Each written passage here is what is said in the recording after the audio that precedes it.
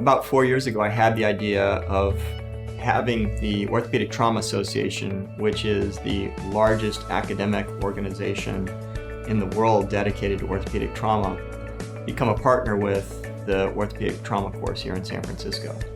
And one of the reasons for that was that I believe that the mission of the OTA and the mission of the Orthopaedic Trauma Institute, where we work here in San Francisco, are closely aligned. Both organizations are interested in educating surgeons. And this is really a great opportunity for the OTA, which often typically will attract academic surgeons to its meeting, and increasingly so community surgeons, but would be able to also interact with some of the same community surgeons it's trying to attract. Well, the OTA and the UCSF trauma course began a more formal partnership, I believe, about 3 years ago. Both have essentially the same mission, which is to teach and educate orthopedic surgeons. And this course is a little bit different. It has a little larger international attendance. It has a number of faculty members who happen to also be OTA members. And we realized that there was a synergy there, that both could benefit each other. By having an OTA endorsement of this course, we actually get a lot of members every year. It affords prospective OTA members the opportunity to meet OTA faculty and even OTA leadership, which is a great benefit, and it reaches a slightly different audience than the OTA normally does.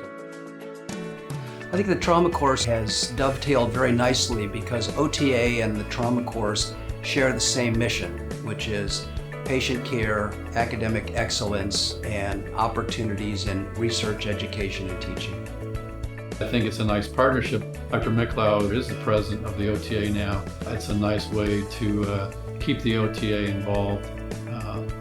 And also it's a good way for us to kind of up the membership, because he gets a lot of people from overseas that we may not get to the OTA meeting depending on where it's located. So I think it's kind of a beneficial partnership for both sides. The reason we would like the OTA to be part of our meeting is that the OTA brings a level of excellence that no other organization that I'm aware of does.